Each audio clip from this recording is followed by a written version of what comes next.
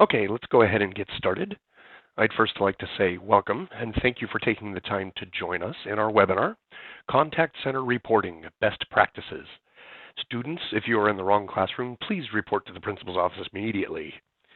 My name is David Reese, and I am a stand-up comic by night. During the day, I'm a project manager for Matrix Networks. I've been with Matrix Networks for 2 years, and I have more than 18 years experience in the high-tech industry. Though I've only been with Matrix for 2 years, and I only have 2 years experience with ShoreTel technology, I am backed up by ShoreTel certified technicians who bring tons of experience in communications. At Matrix here, we appreciate the chance to offer training like this webinar for our customers to make them more proficient and productive. It's a win for them, and it's a win for us. Now let's start out with taking a look at the agenda for today. What is ShoreTel Contact Center Reporting? And more to the heart of this webinar, what reporting can do to improve your efficiencies. And then we'll take a look at a brief demo on how to generate a report from a pre-saved template, and we'll dig really deep into how to create your own templates to save and use at a later time. And then we're going to take a look at some use case scenarios. These are real-life situations from some of our customers on how reporting helped them to discover how their communications tools were being misused or underutilized. And finally, we're going to take a look at some references for additional training and other resources that will help you get the most out of your contact center reporting. I'd like to introduce you to Matrix Networks. Matrix has been in business for 31 years, and the original owners still lead the company. At its inception, the owners recognized that there was a huge gap between the IT industry and the customer experience. The company was founded on the idea of bridging that gap. We have been a trusted ShoreTel Gold partner since 2008, and our team of ShoreTel certified technicians each has an average of 20 years experience in the communications industry, and each of our technicians has an average of 12 years experience with Matrix Networks.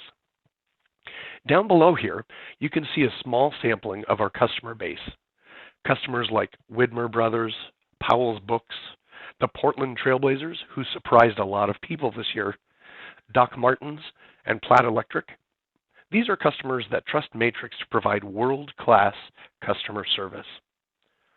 Now, before we get started, I do want to impart 2 kernels of wisdom. First, if you live to be 100 years old, you've got it made, because very few people die past that age.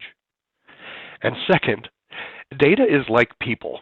If you interrogate it hard enough and long enough, eventually it will tell you exactly what you want to hear. To my point, your data is only as good as your ability to interpret the data and to implement changes in your organization based on that data. Fortunately, with contact center reporting, you can generate very clear, concise data that will tell you exactly what is happening within your organization, at least when it comes to the communication suite. So what is contact center reporting? It's a feature of ShoreTel Enterprise that ties together data from across your entire communication suite. It's a powerful and flexible tool for evaluating your contact center or work group efficiency, really taking a look at different areas in your whole organization. While the tool is easy to use, through some simple training like this webinar, it can be better utilized to give you data metrics to find key areas for improvement in the use of your customer support or sales center. The nice thing about it is from a very granular single agent level to work queues, all the way up to whole groups within your organization, it will give you a very clear picture of how your company is using its communication. Now, how can Contact Center help you? There's a few examples of data points that you can actually pull from Contact Center. How long a customer has to be on hold, how long it takes an agent to answer when a customer is calling inbound, how quickly or how often customers are being transferred from one extension to another or one group to another.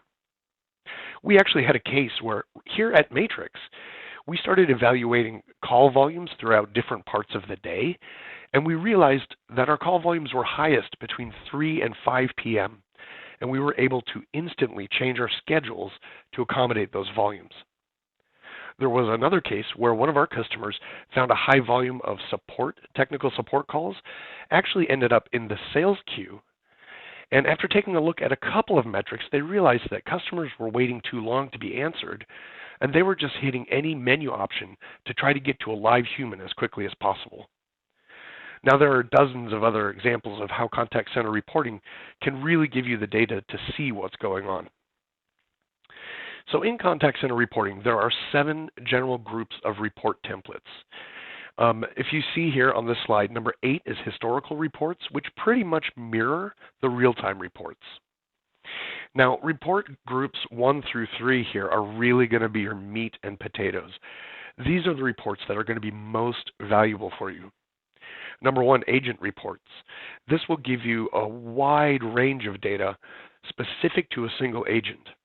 You can evaluate agents side by side to see if potentially there's somewhere you want to focus some more training. Number 2 is group reports.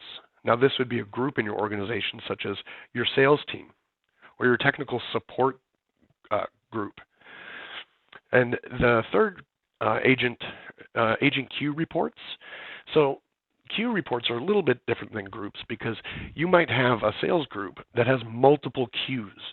You could have an outside sales queue or an inside sales queue. Perhaps your technical support group actually has multiple tiers, and each of those has its own queue. Now, over on the right-hand side, you'll see reports 4 and 6. IVR is integrated voice response. This is the familiar menu option where when a caller calls in, they're given the option to hit 1 for sales, or 2 for customer service, or 3 for technical support. So those reports groups are going to give you information on how calls are moving through those menus. And then down on the bottom left, you'll see the DNS reports. Now, these are going to be reports that are specific to a phone number. So maybe you have a customer service center where multiple agents will use the same extension. These DNS reports are going to give you information specific to those extensions. Now, what we're going to do is we're going to jump out here real quick. I've got Contact Center Reporting open. I'm briefly going to touch base on how to open and populate a pre-built and pre-saved template. So if you go ahead and click on Open, you'll see these are all of the templates that we currently have saved here. One thing to note, you do have the option of saving templates as a private template. So that will be private to your system. You may want to do this if, say, you have supervisors or department leads that also need the ability to do reporting, but you also want to do some reporting on them and how they use communication. In that case, you could actually create a private report that would be just private for you. So for today, we're going to go ahead and take a look at this report right here. It's 1.2, Agent Performance Report by Date. So you highlight it, click OK. Now here's the report template. It comes all populated with all these data points. When the report opens up, you can actually expand these columns out. It's a pretty handy feature.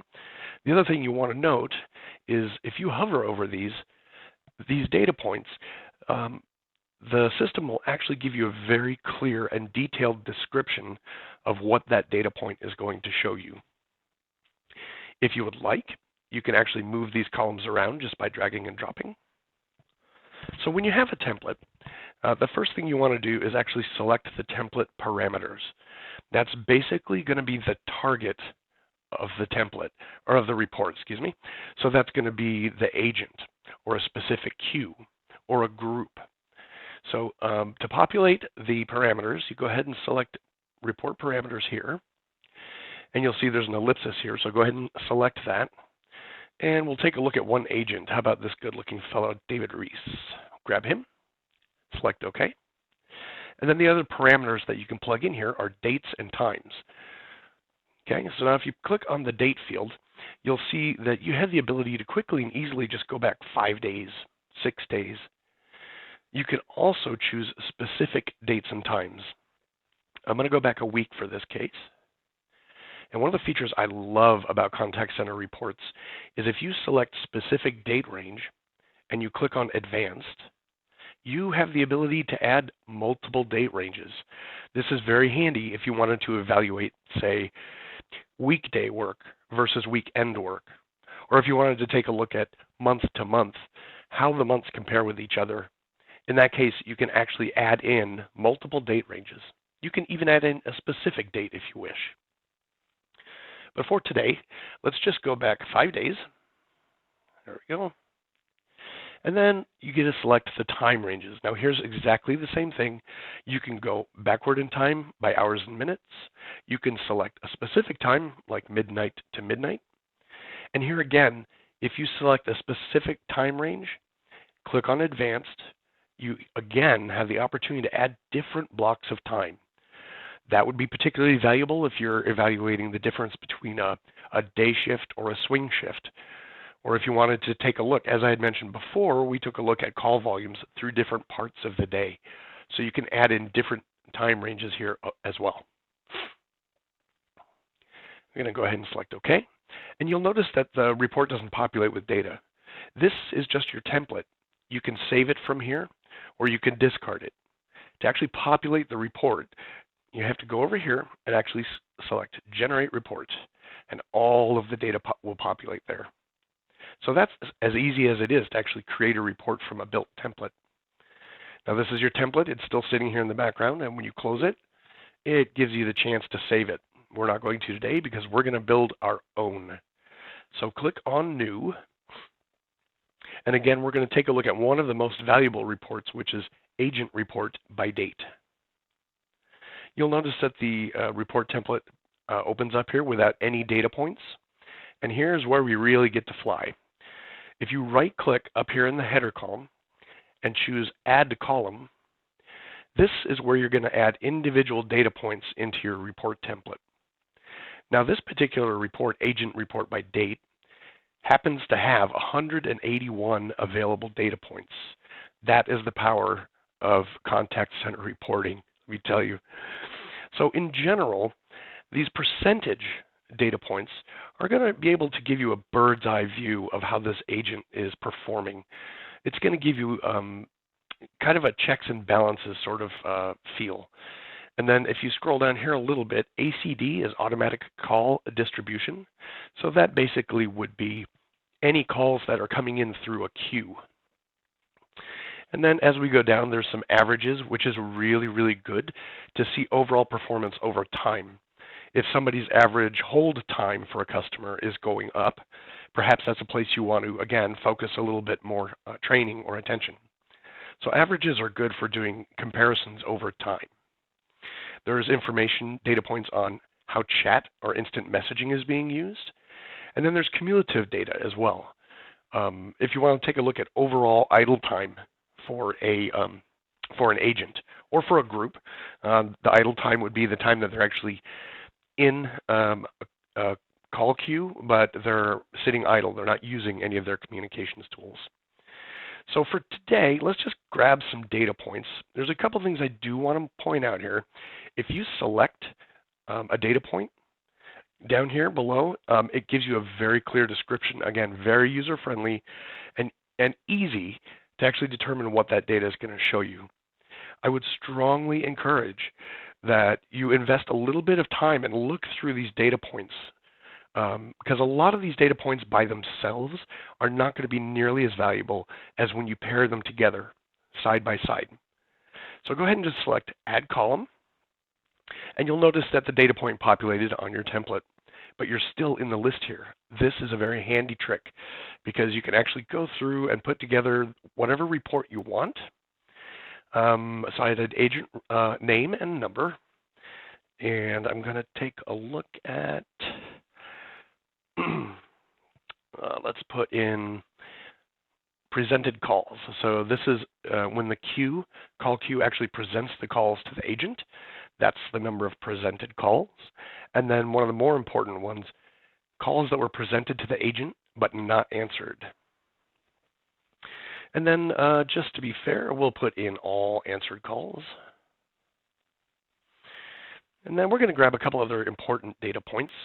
This is average ring time. Again, this is on average in the time period, how long a phone is ringing before it's answered. Then we will take a look at average talk time. This is good actually to see overall how long your agents are on specific calls. And then we're going to take a look at average hold time. And again, as I had mentioned before, there are so many data points, we're really not going to be able to go through them all today. So that's why it'd be really, really valuable for you to actually go through some of these data points and learn them. So we're going to take a look at non-automatic call distribution incoming calls. So now these are calls that are coming direct to an agent's extension. They're not coming in through a call queue.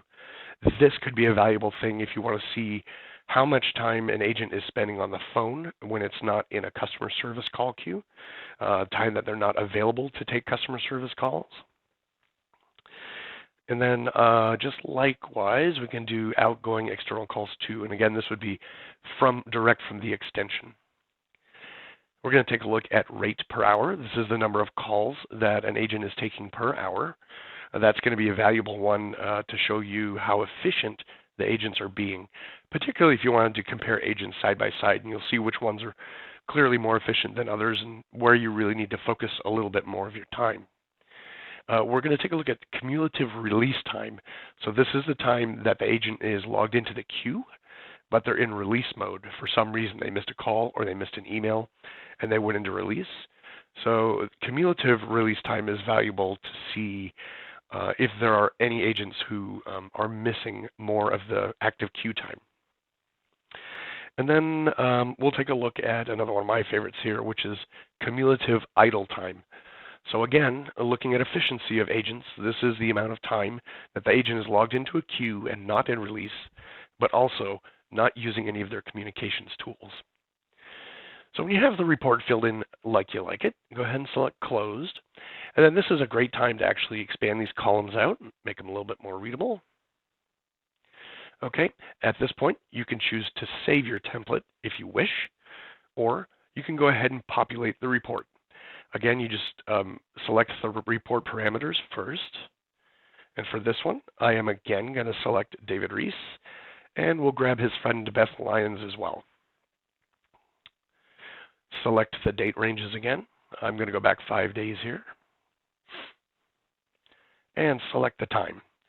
For the sake of this report, we'll just do midnight to midnight, make it nice and simple. You know what, I'm going to go back a few more days than that. There we go. So the parameter information is loaded up here, as you can see. And then all you have to do is go ahead and generate the report from those parameters. So you can see all the information that we put in together.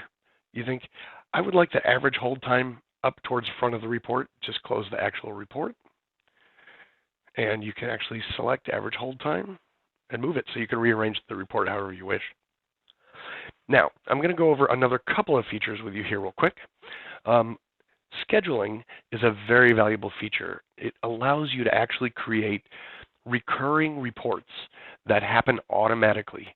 These are reports that you can actually save to a file. You could automatically send to a printer, or you could actually email to an email address.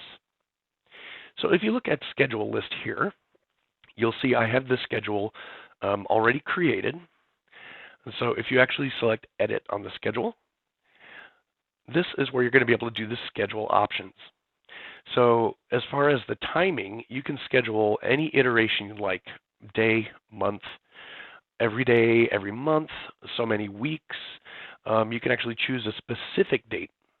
As far as time, also it's very flexible. You can do every hour. You can do a specific time, AM or PM.